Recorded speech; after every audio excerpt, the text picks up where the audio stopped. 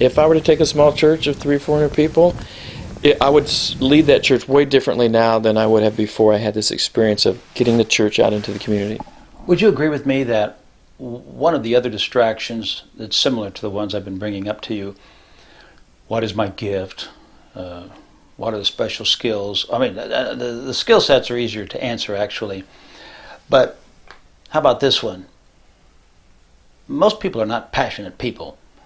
They could get that way, but do they need to be passionate? There is a tremendous emphasis on this word passion in the last 15 years. And do people have to be passionate, or how do we need to think about passion and service? Yeah, it's interesting how these themes come and go throughout culture and time and history. I think the advantage of the Christian church is we're 2,000 years old and we have a 5,000-year history before that. So the advantage of Christian history, the history of God's people throughout time, is that we see themes that never go away. And to me, this matter of serving our community is about obedience.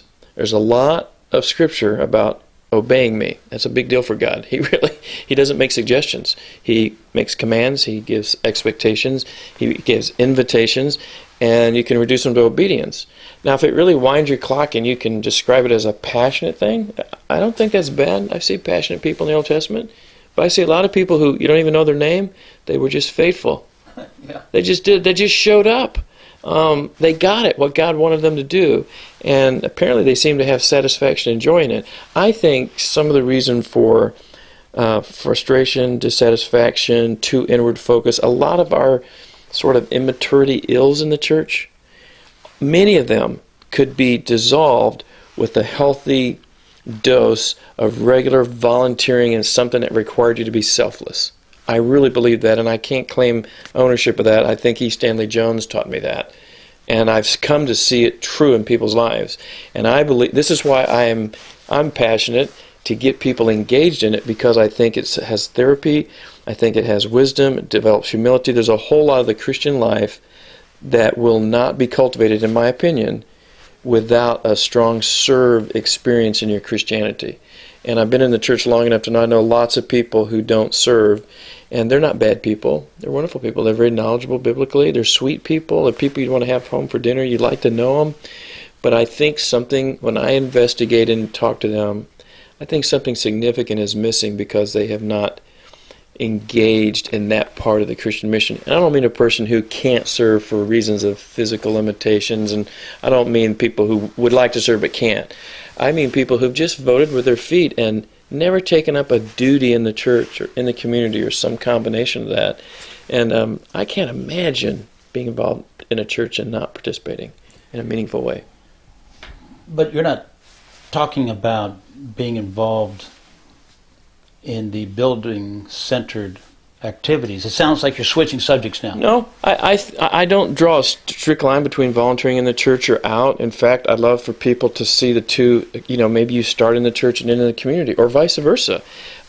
Serving people is important, and if it feels safer to start here, great. And what we've tried to do is make all of our departments have a side door in and out of the community. Okay. So that people don't have to make a strong distinction, but what happens if you stay with us long enough, you're going to get pushed or pulled out in the community unless you absolutely vote against it, because we think it's a beneficial thing to serve out there as well as in here. Tell them, I don't know much about this at all, but I remember taking a note on this. Explain how you pick participants in the deaf ministry, and where is this deaf ministry? What's it about? The deaf ministry is a ministry called DOOR, Deaf Operation Outreach. We don't run the ministry. It's a ministry whose founder or executive director, when it was very young, was a member of our church and our missions council. And one of the first things I did as a missions pastor, having talked about this for 2 or 3 years, is say, let's just do it. Let's adopt them as our English people group. We don't have one. Let's make them one. I had no idea what I was doing. Best decision I ever made. And we look back now, and we have just watched this group that knew nothing of the gospel, for the most part. And most of what they were getting from the church was hearing world translated into deaf world, and it made no sense to them. And so we had to really crack the code of how do you get the gospel through sign language into deaf culture and let deaf culture experience the gospel for the first time without the prejudice of the hearing world. Okay, which is very similar to the question I raised earlier. Can we let our traditions, even accidentally, get in the way? Boy, they really do. The hearing world is very biased toward the deaf, and I've been humbled by realizing I've learned a lot about humanity and our own unconscious ways of projecting this is the right way, walk ye in it, when it's just our way. There's only one person who can really say that, and his name was Jesus, and we need to be real careful taking to ourselves the sort of lordly opportunity to say, well, this is the way. So how do you pick the participants? Well, I can't take credit for this, but my dear friend Mike Booz, who is the director of DOOR, until recently, we have a new CEO now, Rob Myers, but what they observe is when they're first trying to make an entree into a deaf community, they find an excuse to pull them together. They're social people. They like to be together. And what they do is they observe how certain people act in a community of 15 or 20 deaf people. And you can see your evangelist and teacher if you have eyes to see. And so when we see those people acting like a shepherd, a pastor, and an evangelist, the evangelist is wanting to get people connected, or the pastor's doing that. And what we found is we can find people acting like what we see a shepherd and an evangelist doing. And then when we offer the training to them, they take to it like a duck to water. And say something about how you must not be trying to force this into a spiritual gift issue. Yeah. I'm not trying to put words into your mouth, but I'm trying to understand it. Nobody has designed a spiritual gift inventory in sign language yet. So what are we going to do? You communicate to the deaf through storying. So how do you take the didactic part of the New Testament, which is a big challenge for us? You have to go from the known to the unknown. It's very challenging to translate the didactic part of Scripture into sign language. We're doing it, but there's no, everything in the sign world is signing. It's not written down. They do cartooning and things like that as mnemonic devices, but for the most part, they talk everything out. There's a way that they learn, and we eventually figured that out, and so we delivered the gospel and the Scriptures to them in the way deaf people naturally learn. And man, they have taken it, and they've taught us things as they experience the reality of the Scripture, and then they testify back to us, and it gets translated into the hearing language. Believe me, it's quite humbling to sit there and hear the testimonies of deaf people who experience God from some humble effort we did to translate the primary stories of the gospel. The problem I see with this, though, is that you're funding this, and they're not doing things your way. Yeah, it's a good thing they're not. We have no clue how to reach the deaf. And in fact, in reaching our city, this is the big challenge we have is if the world was going to could be reached by the way we're already doing things, it would be. And I'm not depreciating all that we have done and are doing to reach the world. But the 2 billion people who've not even been thought of to reach yet, not mention another 1.5 billion at least who have not been adequately saturated and given an opportunity, that's almost half the world.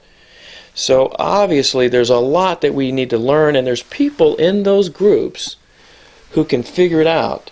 And so our task is learning out what is the once and for all delivered that we need to impart to them, and the capacity to then go and figure it out and do it. And it's like, who reaches prisoners? Ex-cons are often some of the best prison chaplains you'll find. Who reaches the homeless? People who spent a summer or a year in homelessness. I've got a friend now who's doing a great ministry to gangs and to guys coming out of prison.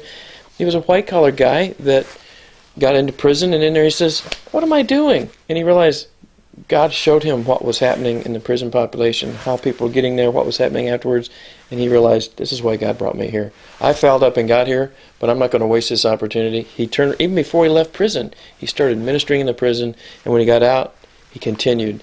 It's one of the most powerful ministries in our city. So it's interesting how God can take a person from their journey and turn them into the expert. And what we need to do is love, encourage, bless, give resources if we have them. And sometimes I think as churches we just want to grow our church instead of multiplying ministries. I'm not against the church growing, but I think multiplying them and imagining the multitude of ways church can be expressed when we go out and help enlarge the kingdom. We need to be more creative and open to what God yet wants to do. The gospel is timeless and changeless, but it can take on a lot of different wineskins, and we tend to like our wineskin, not the new ones that God might be raising up. I really believe that we can put barriers up to contributing goodness all around us by getting fixated on, yeah, but what's my gift? You know, that is so irrelevant when there is something in front of you that you could help with. Yeah, I think the best way to appreciate giftedness is to go watch it in action, not to read about it in an inventory.